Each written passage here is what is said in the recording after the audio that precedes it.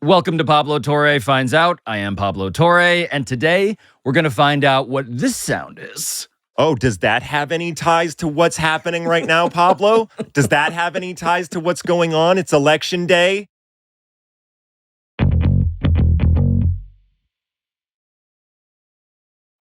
I do like how you have no idea what we're about to do.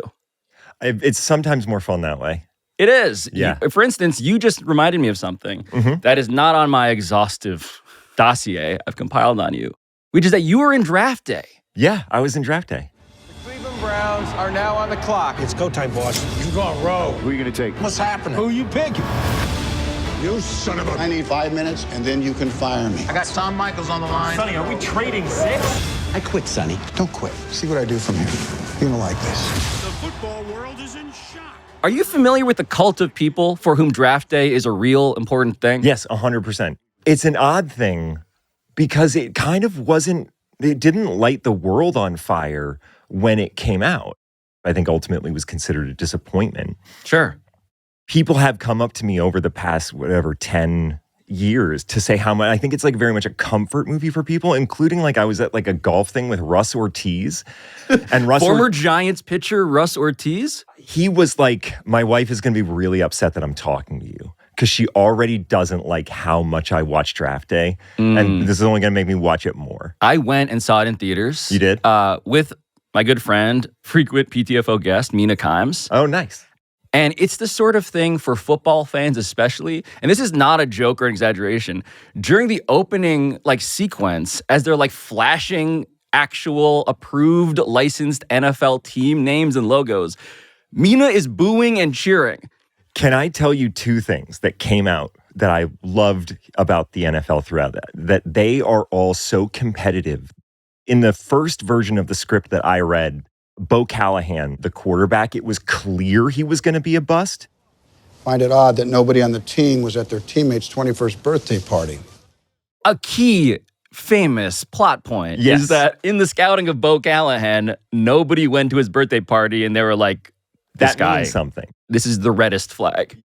The Seahawks, the actual Seahawks organization, refused to lose a trade. And so they essentially made the script change so that it would be like, you don't know if he's going to be a bust because the actual Seahawks were like, we don't lose trades. We won't lose a fictionalized trade. We won't lose a fictionalized trade. And then when they were showing us in the war room, somebody comes out and makes an announcement like, okay, this next pick, this is for a movie. This is not real. So just react as if it's the first pick of the draft. Oh, they did it during the actual draft. They did it during the actual course. draft. And they were showing us the raw footage for us to react to of Roger Goodell going out on stage, announcing the first pick. The Cleveland Browns select Vontae Mack, linebacker, Ohio State. Vontae Mack no matter what. Vontae Mack no matter what. And even though it was a fake draft, everybody still booed Roger Goodell, and they had to edit it out and add cheering. But in the raw footage, everybody was booing him for the fake draft.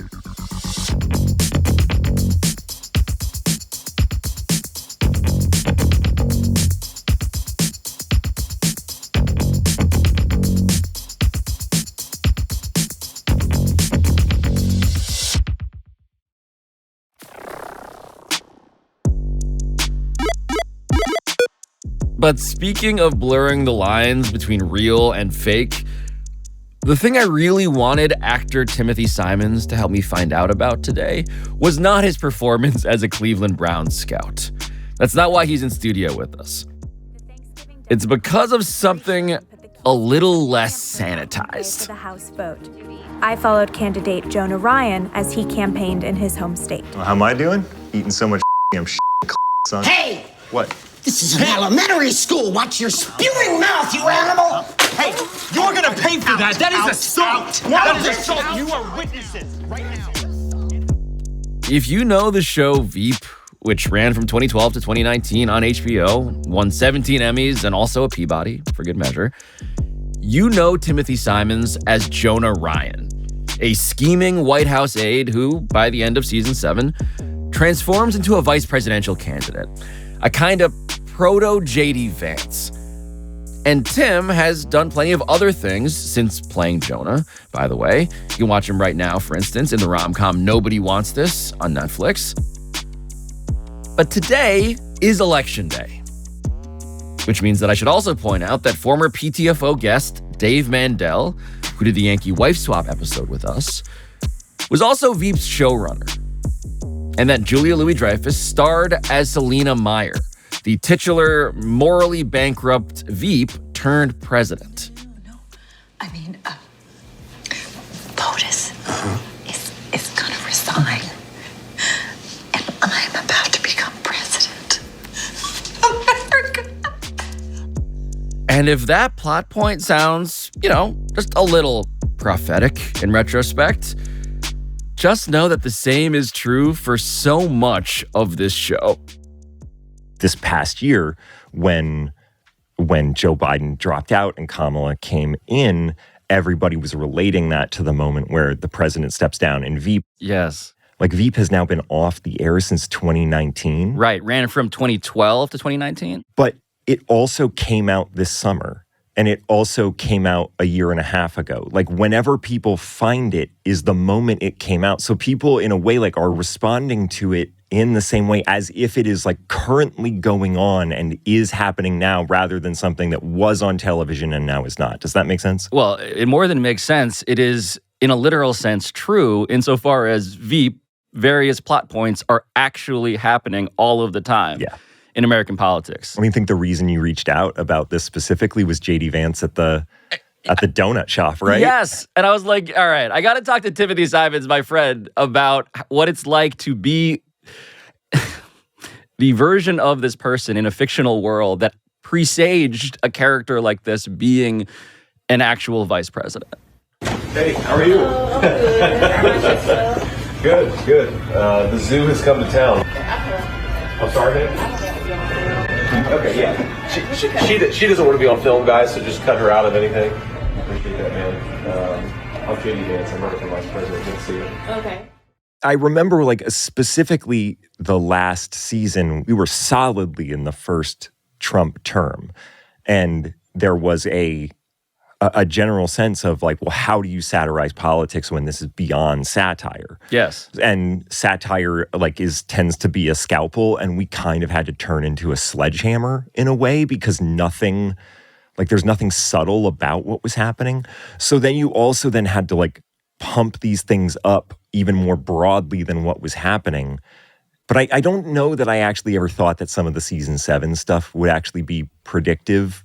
But we're just kind of fully there. I think in the finale, Jonah Ryan says something to the effect of I love America, but we have to face facts. This is a horrific country that is falling apart because it is full of people who are different than me. I doubt that they have improved their messaging in between when we are recording this in Election Day. They come from Africa. They come from Asia. They come from South America. They're ruining our country. And it's true. They're destroying the blood of our country. That's what they're doing. They're destroying our country. In fact, they probably have only gotten more naked in it. Yeah. Is there a scene that best sort of introduces your character? I do think that the Jonad Files is a good introduction, both to what the tone of the show, but also a lot of the specific characters and how they react to situations. Yes. One of the younger staffers on the Selena Meyer presidential campaign has hacked the personal data of bereaved families who have lost children so that they could specifically target them with mailings about child mortality. and then they try to cover it up. So then everyone is dragged in front of a congressional committee to testify about their knowledge. Do you recall a document shared on the J Drive titled The Jonad Files? No, ma'am. No, that doesn't ring a bell. So it's not a word combining Jonah and gonad? On a laptop, there is a list of things, a glossary that sounds like this. That is exactly what it is, and Mr. Egan knows that. In fact, Mr. Egan, I was told that you encourage staffers to add to this glossary of abuse. I do not, at this moment in time, recall the action, nor the document. Okay, maybe this will jog your memory. We have some extracts. J-Rock, Jizzy Gillespie, Jack and the Giant Jackoff, Galen, Tinkerballs, Wadzilla, One Erection. Do we have to go through all of these? I'm not sure that I see the relevance. The witnesses claim they held their former colleague in high regard, and I am attempting to prove otherwise. Okay, yeah, sure. No, you can proceed. The Pointless Giant, the 60-Foot Virgin, Chimpanzee, Jonah Ono, Hagrid's Nutsack, Scrotum Pole, Transgender Formers, 12 Years a Slave to off, Benedict in his own hand, Guy Scraper, the Cloud Botherer, Supercalifragilisticexpialidocious, Teenage Mutant Ninja Spewbacca. My college friends called me Tall McCartney. I preferred that. That's a good nickname. So there's so much going on there, not only about the show that I love. I think to your question of Jonah specifically, I think it's the last thing where even though all of those things have been read into the congressional record, he's still like, I can save this. He's like one of those people that cannot have an ego death. And so he is sort of such a good way of putting it. You know what I mean? And relentlessly, forever egotistical, despite many, many sledgehammers coming for him. They aren't subtle things that are happening to him. People are looking him in the eye and telling him that they don't like him. Oh, there is a palpable shamelessness. Yeah. That again feels kind of familiar. Yes, that he is just like, of all those things, I bet if I just throw in Tall McCartney, that's going to be the one that's going to stick. When you go back and you listen to this stuff, as you did just now, does stuff sort of fall through the cracks of your memory, or is all of this very vivid still? I feel like I do kind of always forget about Teenage Mutant Ninja assholes. Yeah. Like the Cloud Botherer is one that I go back to because like a lot of times people will say like, well, what was your favorite insult? And I go to that one just because usually like the dirty ones are really funny, but a lot of times you're in a circumstance in which you can't say like Jolly Green Jizz Face. Yeah. Benedict in your own hand. So like Cloud Botherer is also like a very devastating but gentle insult. Yeah, there's an almost like Lord of the Rings aspect to it. The cloud's just like, cloud, get out of here. I will point out, by the way, obviously your actual sense of humor, which allows you to enjoy every single joke, it does seem to extend to the jokes that are actually just about how you personally, Timothy Simons, look. Yes, it is hard. Like sometimes you'll just see a writer walk in, look you up and down, and then they'll leave the room and they'll come back with alts. And it's like, you motherfucker, you just came in here and figured that one out. Like there's an outtake or like a thing on a blooper reel. We're all in like a black Suburban. And this is like in between takes, but the camera's rolling. And Dave comes in and is like, all right, yeah, you look like someone melted Play-Doh all over a flagpole. There it is. God damn. Yeah, your skeleton is an engineering conundrum. Yes, it's like there's no way that his joints should be able to take whatever load is being put upon them.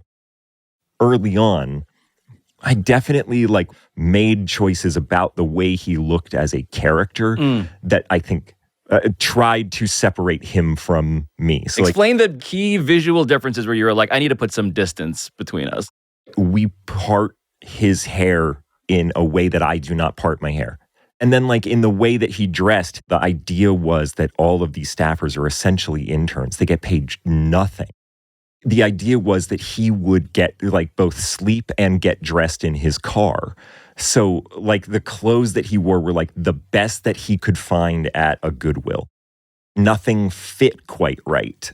So it wasn't like there was a full physical change. There were just like, for me, attempts to make him different enough from me so that I could walk away from it at the end of the day. It's the density of jokes. It's unrelenting. Yeah. And it's the writing that makes it so that all feels like both surgery and sledgehammers. Mm-hmm. And it's just really hard to do both. Yeah.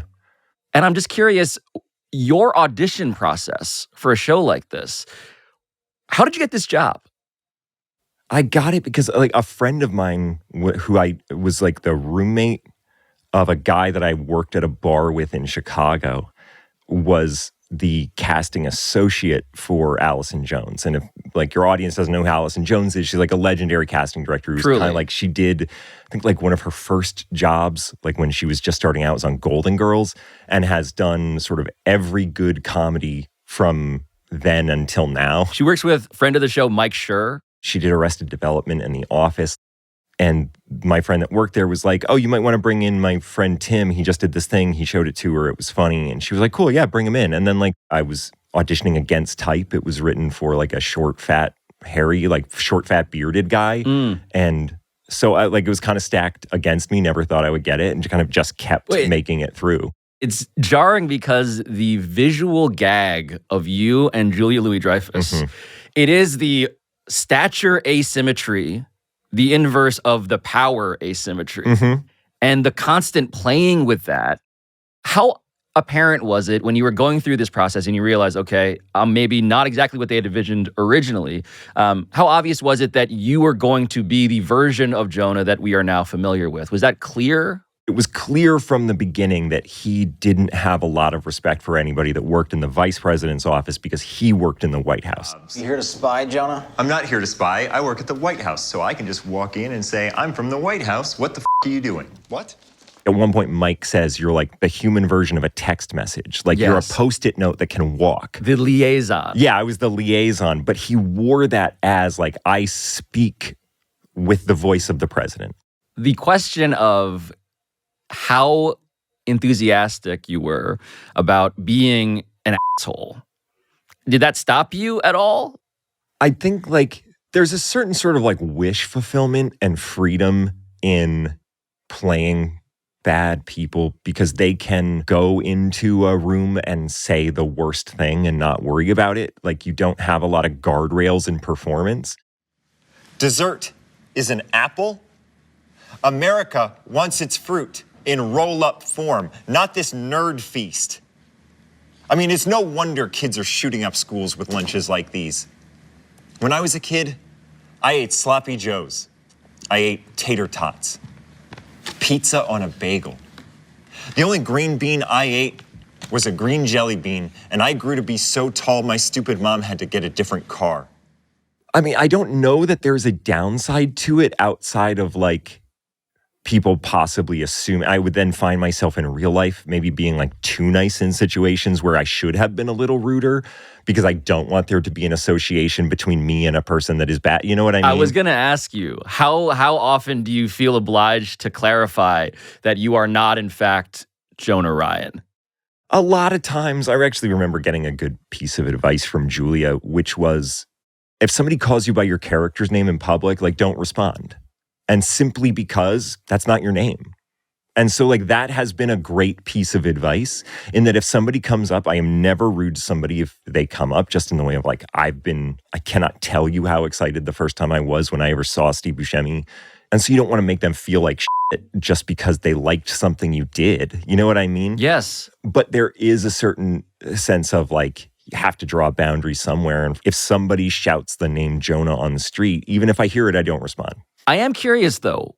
Do they sort of take up the role of guy browbeating you? A little. Sometimes, yes. I was in a grocery store one time, I've said this before, where somebody just came up to me and said, Jolly Green Jizz Face.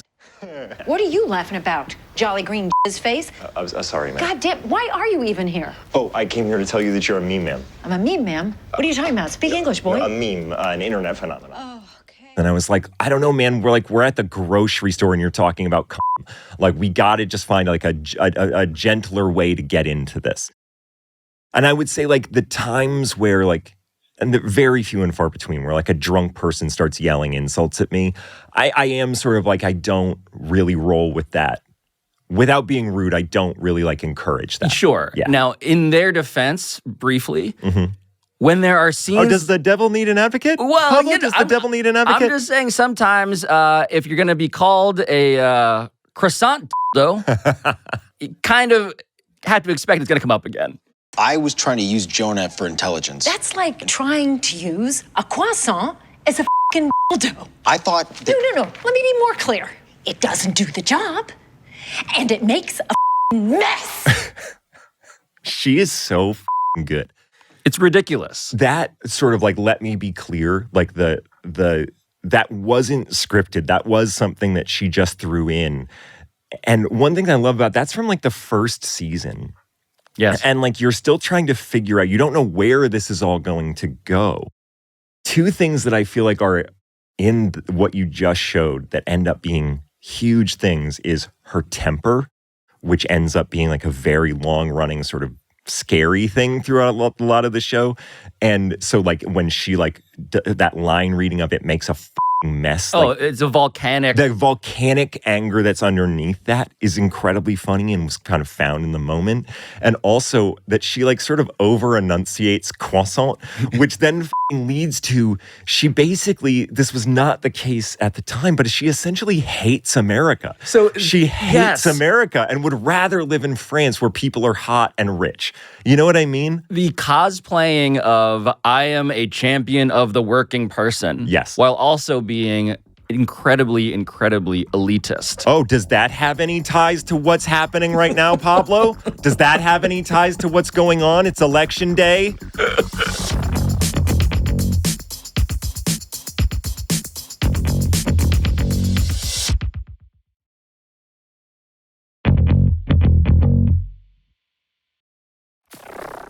Selena Meyer as a character, when did it occur to you that there was Trump in this? Do you remember? Because again, this was 2012 it started. Mm-hmm.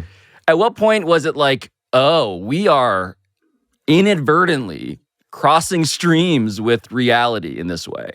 I remember when we started the show, the fun of it was like we were in the Obama era, so we were just sort of seeing the beginning of Congress turning into a shit show of just the most insane people. The midterms had just happened, so you were first seeing that wave of like Tea Party people being elected. Yes. In the first season, you could see people who were holding on to their core values, but were trying to find ways to get them into practice without completely selling their souls. And at one point, I think it's season 3 or season 4, there's like an episode called Alicia where they are trying to figure out how she's going to announce her candidacy. And like, I feel like for me, that's the turning point where they all left behind whatever principles they had, and it just became the naked pursuit of power. I just want you to know that universal childcare is something I'm going to be passionate about in my campaign. Ma'am, childcare, children are of no value. Forget childcare. It doesn't matter if you believe it, as long as you can convince people you believe it so that you can get elected. So like, I think that sort of starts there.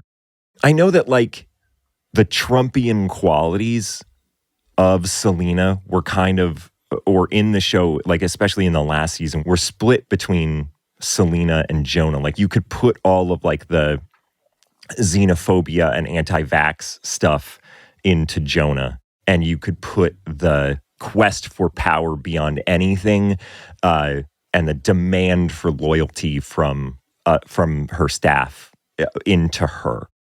You guys have to stop the recount. I'm sorry, what? Stop the count. Right. Shut up, Gary. Ma'am, we can't. I don't care. The train has very publicly left the station and derailed at high speed. No, you gotta stop the count. Ma'am, this would look like a size 14 flip-flop. We really can't. I don't give a f***. You're going to cancel this recount like Anne Frank's bat mitzvah. Yeah, I'm on it. The utter and just total selfishness of it's about me. No one who has sacrificed more than me.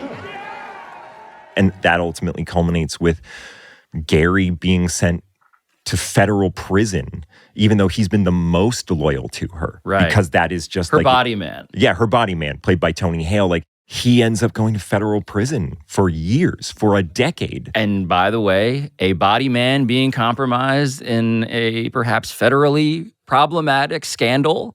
Damn it. It's just... I truly hate it.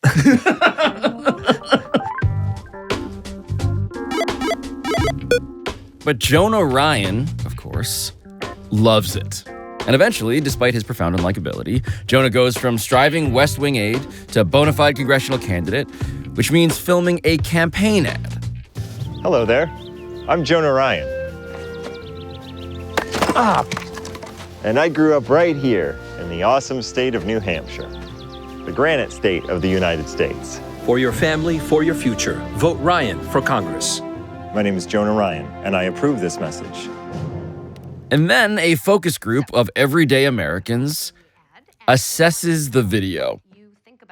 His head is too big for his body, but then sometimes his body's too big for his head. He's the wrong shape. Shape is wrong. Does anyone have anything positive to say about the ad? I like the kid. Yeah. Like the kid in the ad, the little boy. But I did not like that he was next to that guy. I was like, run. Oh, surprise, surprise, look who's here. Do you morons really not understand that this is a two-way mirror? Seriously? Are you shocked by that technology? I work in the f***ing West Wing, you Pepperidge Farm ad motherfuckers. You. Watch your mouth. Sit your mom jeans down, Watch dude. your mouth. You gotta learn to control your temper.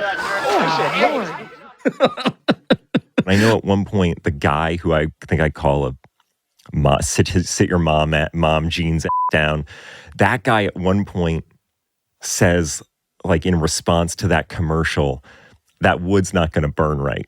You are chopping wood very poorly. And so the guy says that wood's not going to burn right. That's not an insult. It's not offensive. You could put that joke in a children's show, but it is still, I just love that fucking joke.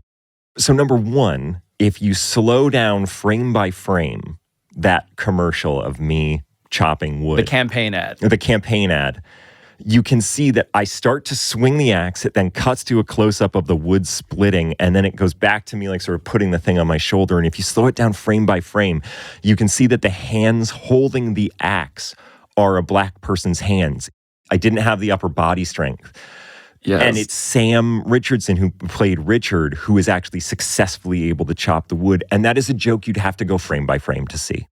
And also that ad, though, what it captures too is the idea of I'm the outsider's insider, which is to say you worked in the West Wing, as you proudly declared in that earlier clip, but now you are dressed in the flannel and the robes of a common American. Yes. And then, like, you know, flash forward a few years later, there's that sort of like weird contemplative picture of Donald Trump Jr. in his fucking cosplay rural Americana. Exactly. And the idea also, I mean, like the outsider's insider, it's the same of, man, you were president for 4 years and you're still saying that you're part of, like, Marjorie Taylor Greene. I hate even saying the names of these people because it ultimately just turns into fundraising for them. But like, you're just a congressperson now. You are a politician. So either do the job or don't. But don't just stay in there saying, I'm not this, I'm a real person. Like, do something or leave. And what Jonah does, obviously, is get elected to Congress. Not unlike J.D. Vance. And then later, Jonah decides to run for president. Because of course he does. At which point, Jonah Ryan decides to campaign against a very familiar opponent. And one more thing. I just found out from my stupid stepfather... Father-in-law! From my stupid stepfather-in-law that math was created by Muslims. Yeah, and we teach this Islamic math to children. Math teachers are terrorists. They might not... I love this. Okay, that's it. I may be a registered sex offender, but I cannot be a part of this. I'm gone. Algebra? More like Al Jazeera. Under a Ryan presidency, I will ban this Sharia math from being taught to American children. Amy, you coming? There will be no more math. One sec. No more math! No more math! No more math! No more math! God f*** America. No more math! No. So it's just so good. I mean, like, I think the comparison that we can make now that we are currently being forced to live through, of like a person that doesn't know how to order donuts at a donut store. Imagine being his wife and you're at Yale and you just like, you find the most ambitious person at Yale. What you gain from that is you have to sit through a Kid Rock concert at the Republican National Convention. Like the stuff about eating cats and dogs, there is like a shamelessness about it that goes even beyond these sort of heightened circumstances, you know? The stuff that I wonder about personally is whether inside their nerve endings are alive enough such that they feel secretly The pain of not actually loving the demo that they're actually publicly performing for. Whether the Comic-Con of their politics is actually hollow inside or whether they're just fully transformed into, nope, this feels good. This is what politics is. They don't need to even begin to rationalize it anymore. I don't know, man. That seems like a conversation for him in the mirror. You know what I mean? Like, just like, that's between you and God, man. But like, at some point, the brain is like going to respond to positive affirmation, like in the way that like video games now are designed to addict kids to them. They're like, oh, we found out what is released in a child's brain when you give him a little prize on Fortnite. I'm sure like JD Vance just going around the country getting little prizes from Fortnite and just like probably his brain has rewired at this point. While also feeling, again, in a familiar childlike way, he's experienced being bullied in his mind, Yes, I bet. yes. Just the idea that all of these people think they're better than me in ways that now I resent. And so, yeah, maybe the rewiring just isn't that complicated at this point. It's quite obvious. Yeah, like that wasn't it wasn't a huge span of a bridge to build for him to get there. Long after I had said, hey, Tim, will you come on the show? This is from days ago. The New Republic puts out one of these quizzes, and it's Who Said It, Veep's Jonah Ryan or JD Vance. I actually got one of those wrong. Which one did you get wrong? It was let me give you some options. Yes. Was it, quote, Indigenous Peoples Day is a fake holiday created to sow division? Or was it, quote, who's taking care of your pet cats and or tarantula while you hate tweet me? Oh my God, I think it was the first one that I got wrong because it felt like Jonah at one point went on a Columbus Day rant. Those were the ones that I got wrong. They were? Yeah. Were those both JD Vance? Those are both JD Vance. Okay. Yeah. The rest of them I got right. But yeah, like you can imagine a world in which he is totally. Oh, fuck.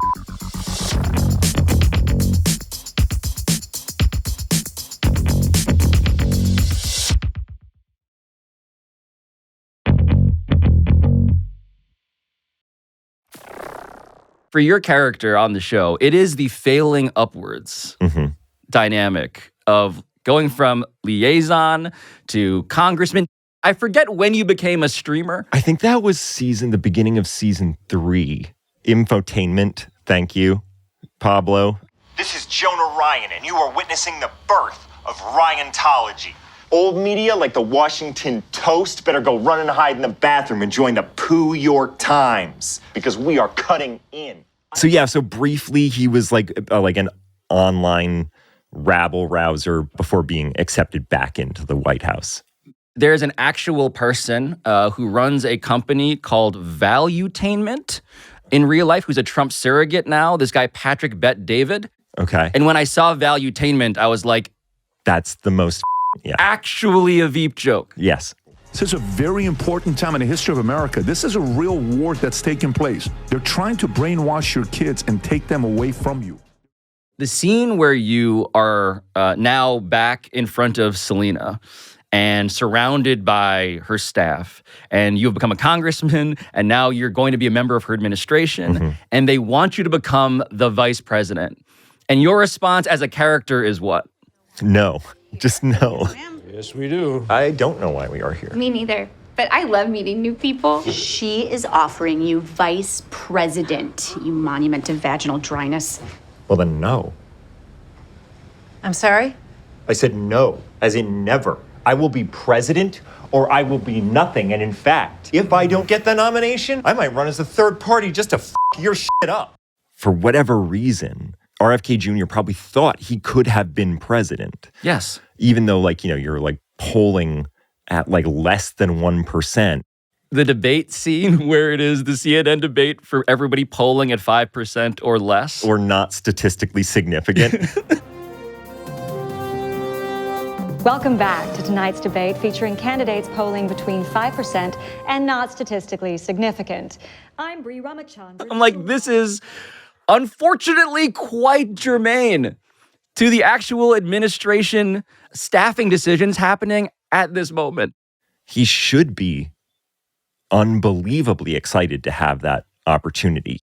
And I just love that he, like, for the first moment, he is sort of clear-eyed in, like, nobody's going to tell me what to do on my own. Man, it might be the first moment where he actually just makes a decision, like a clear-eyed decision for himself. Yes, his, again, problematically engineered spinal cord actually stands straight up. Yep. For a beautiful moment. And then what happens? Then I just get browbeaten. You shut the up, you gum-recessed face anus! Don't you see you've just been offered the second most powerful job in the world? No, you shut up, Uncle Jep. I will not let anyone speak to me like that. President or nothing? Yeah. They basically just browbeat me until I say, like, all right, fine. Hey, fine! Jesus Christ, I'll be vice president. Just stop yelling at me. Which is, I guess, the entire thesis of the show generally. And that is why I bring it up near the end here, which is that the entire point of why Veep is the title seems to be that what you think is power is actually pathetic in a nutshell. Yeah. And what you also maybe aspire to as a kid, as a innocent young American who wants to maybe make a difference in this country one day, what you're actually signing up for is to be in an office full of actual psychopaths. Psychopaths performing a job that is in some ways irrelevant. Yeah, the vice presidents, their impotence feels like something that I didn't fully appreciate until I watched a fictionalized depiction of the vice president. I think there's something in the first season where Julia finds out that there's a meeting happening that she was supposed to be invited to, and she like puts on running shoes and runs to the meeting and pretends as if she's like, oh, you started without me. Like, you know what I mean? Like to save face of like, I wasn't invited. She finds her way there. And that was based on Al Gore, who was promised to be in every meeting. Like, I feel like this is just the thing. Like, you're going to be my right-hand guy. Like, you're going to be in there with me every step of the way. And as soon as you get there, they're like, find something else to do. But that was based on Al Gore, who, whenever he was left out of a meeting, would just sprint to the White House. He would actually put on running shoes and run there to make sure that he was a part of it. The thirst that we're describing here, as per the Al Gore example, is a bipartisan one. The desperation. I mean, like, there is a reason that there's the old joke of, like, what's the most dangerous place in Washington? And it's in between Chuck Schumer and a video camera. Or, like, in between Chuck Schumer and a microphone. Right.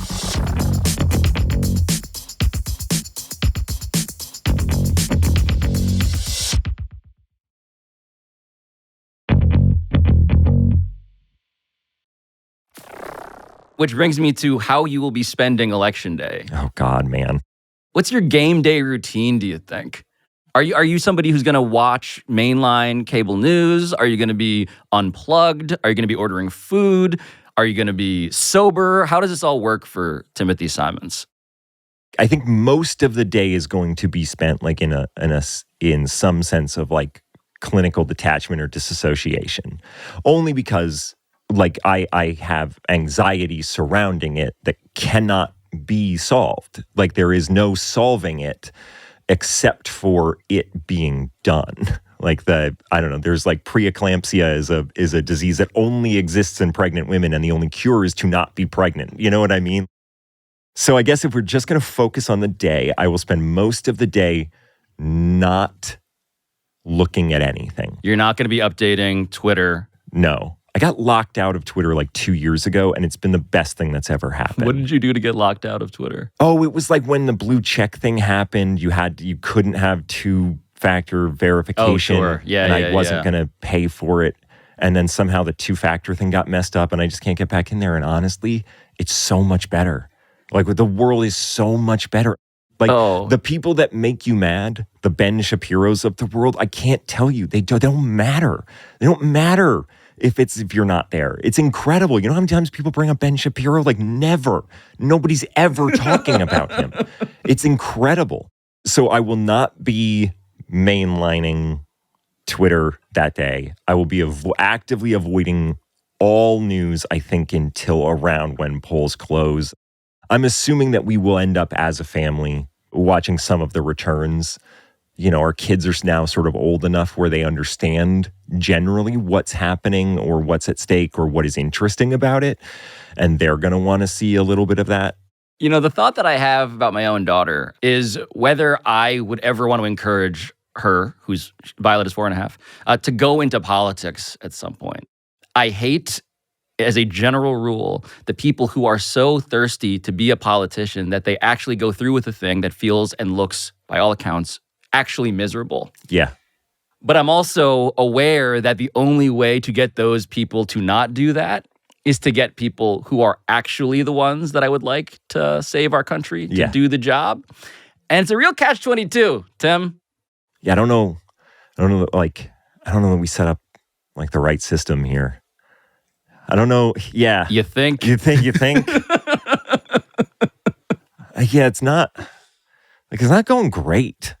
Yeah, there is something to that complexity that does drive me back towards the simplicity of draft day.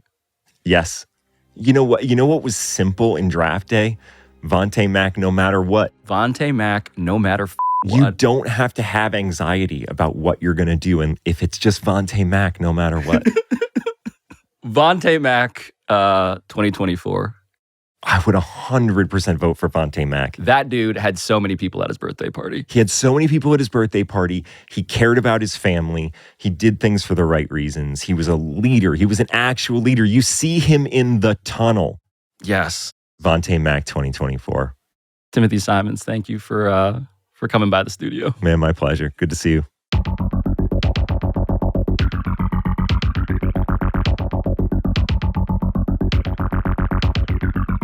This has been Pablo Torre Finds Out, a Meadowlark Media production. And I'll talk to you next time.